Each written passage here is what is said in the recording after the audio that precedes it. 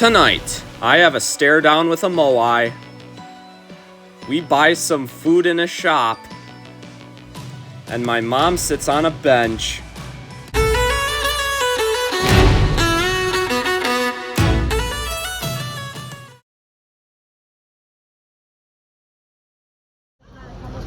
After a fun day in Manchester, we are back in London and in Westminster. Welcome to episode 3 of Max's English Adventure.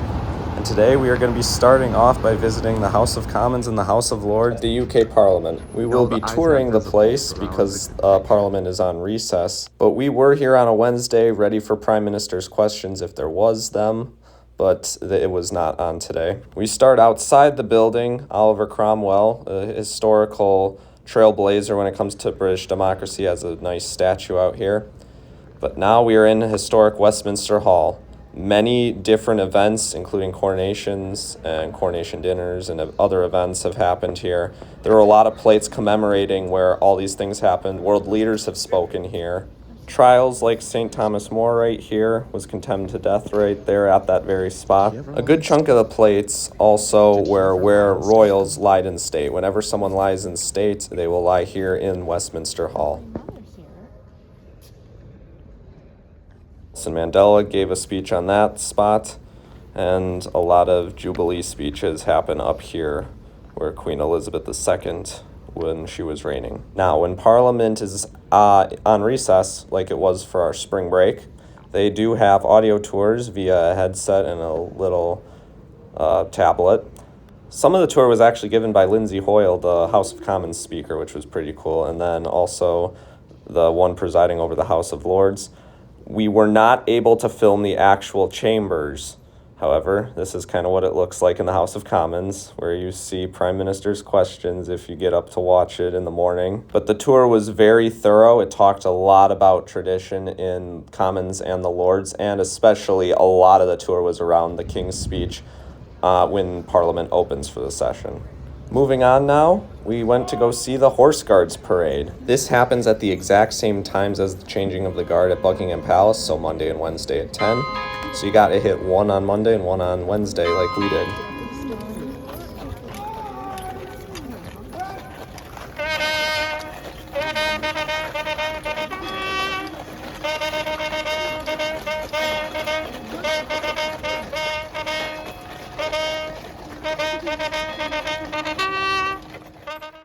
Even with the amount of people, that was a small guard that is on duty, which means that the king is away and not in London. Like I did for the changing of the guard, I'm going to step aside and let you enjoy this British tradition.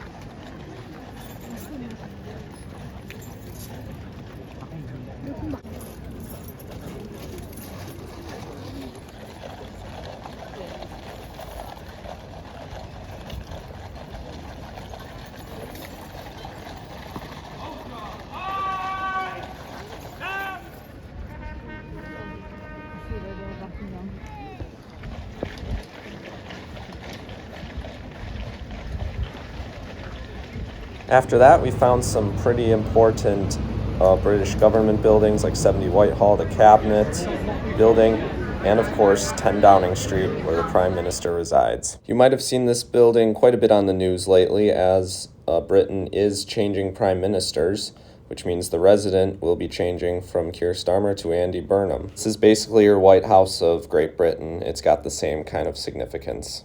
Now, what Mom and I also did for lunch some of these days, including today, was we went to these cafes. I guess I'd say the best way I can put it in Midwest terms is it's Kwik Trip without the gas pumps.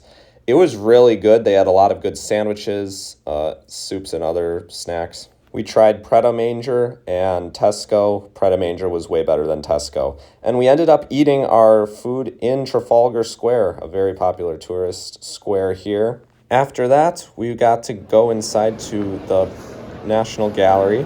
This is back to more classical arts, not the modern stuff we did at Tate Modern.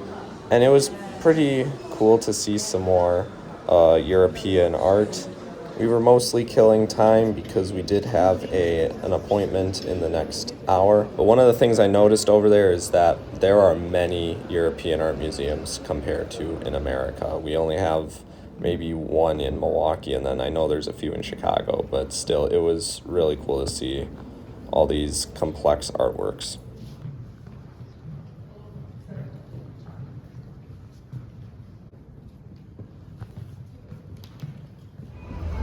After the National Portrait Gallery, we saw the Canadian Embassy right there, and then we took the Jubilee line up to Wembley.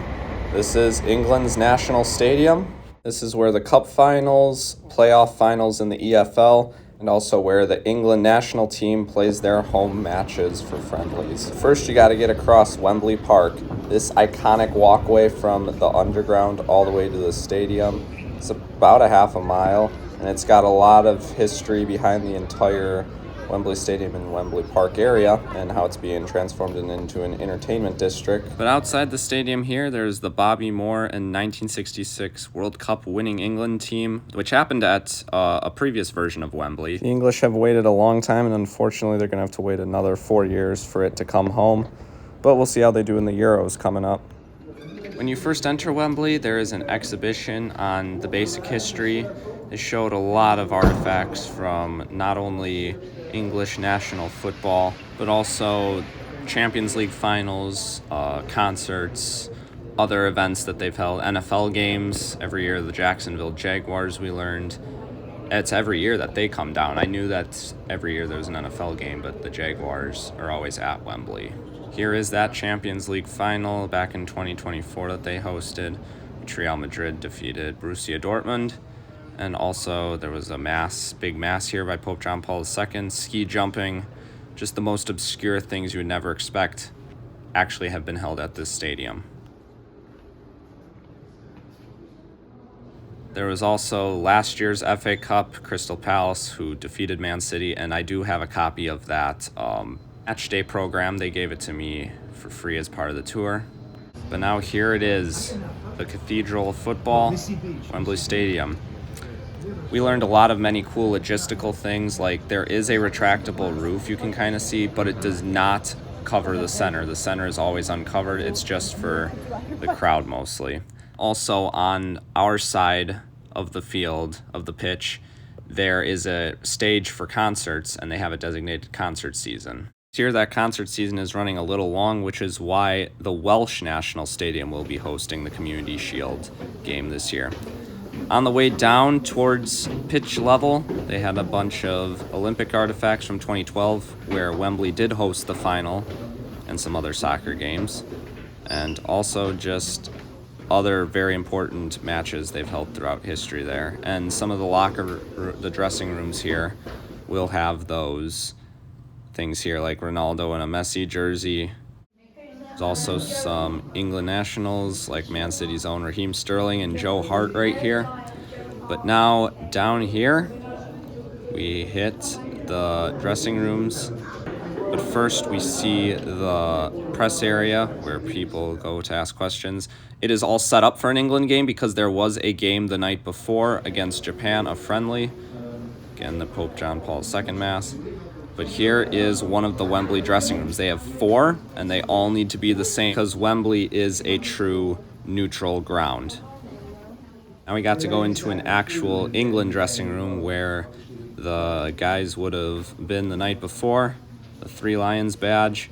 We got to see all these really cool jerseys that they've had. Here I am with Man City's Phil Foden and Lauren Hemp, still trying to figure out why Phil Foden didn't make the World Cup roster.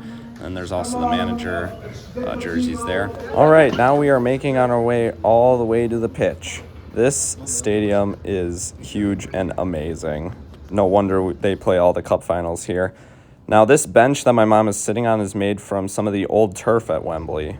And you can see that the real grass is all over the pitch, but then there is turf right at the benches. After getting to spend some time down there, we got to walk all the steps up to the royal box.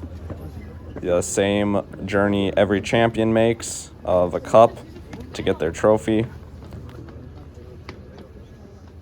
As we approach up the royal box, As I mentioned before, whenever someone wins their cup final, they will receive their trophy up here. This is where dignitaries and other important people are seated. And what I have pictured right here is Prince William's seat. There is a royal that is in charge of the FA, and Prince William is that royal. Now, they also have started doing trophy ceremonies on the pitch as well. That was mostly a COVID thing to make it more accessible for people to watch. And it ended with some more concert pictures, Live Aid concerts, Adele, the Spice Girls, Taylor Swift, everything that you can think of. And this was a really cool stadium tour. Now, on the way back, we did get to stop by Stamford Bridge. This is where Chelsea men and women play.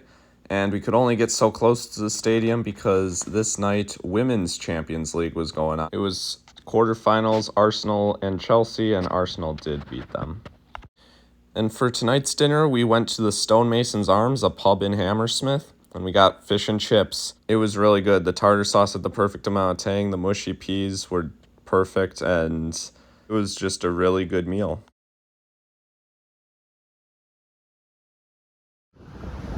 Alright, last day in the UK, and we spent our entire morning in the Tower of London. It is such a huge complex, and we're about to learn why. It used to be a prison, a palace, and a fortress. One of the first things we saw here was forging money. It used to be used to forge money here.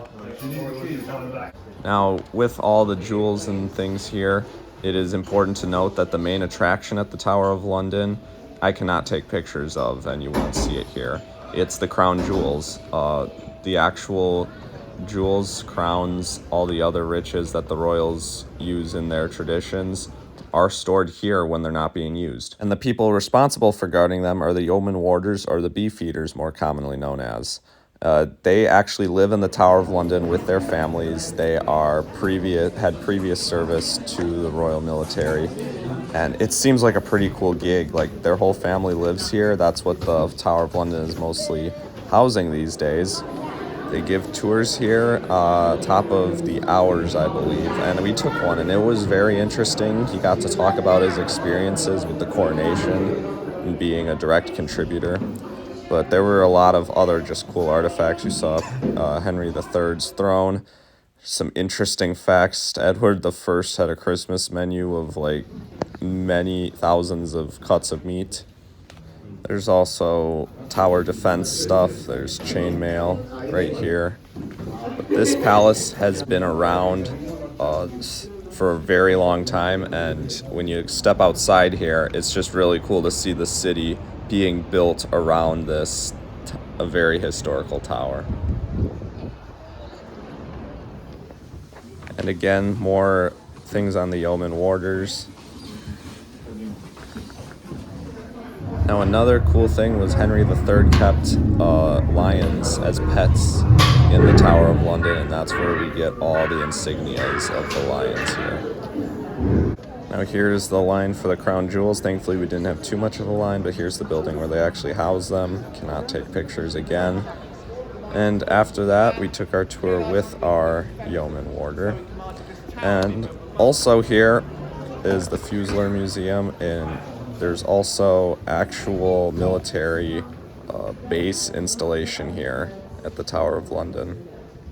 You can see all these really cool historical treasures and weapons. There's the regimental headquarters right there.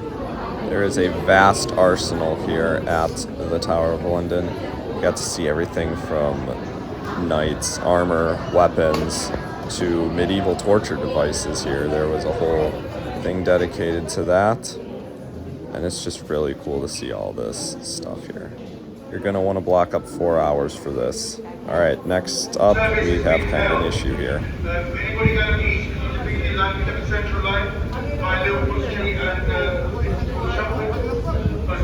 Yeah, you heard that right. The London Underground had a big system meltdown this day. There was a fire at the station next to us, which was Edgware Road, and there were a few other issues. But nevertheless, we are here at the British Museum.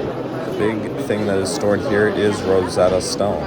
It is the ancient translator, your Duolingo of the past. It translates Greek, Egyptian, hieroglyphics, and a few other written languages. This museum, too, was packed with a lot of artifacts from across the world. You can see some Greek. They had a section for basically every page of history, anything from Greek to, you can see Latin American native people, Latin, and of course Easter Island Moai right here. This was pretty cool. This was an actual one from Easter Island. After that, we did Mass, Maundy Thursday Mass, including the washing of the feet, at Westminster Cathedral. And wow, this church was tall, and it was really cool on the inside, too. All right, after that, we did our Today Ticks magic one more time, and we got to see Six, the musical. So we got to see our classic West End with the Mousetrap and our more modern with Six. And this was a really good way to just end the trip with this very historically accurate musical. We once again got to use the Today Ticks rewards app for it. The lottery seating, we got good seats. All right, that's going to be the trip. Thanks for watching. Make sure to see our trip reports back by liking and subscribing to the channel and following my Instagram. And we'll see you next time.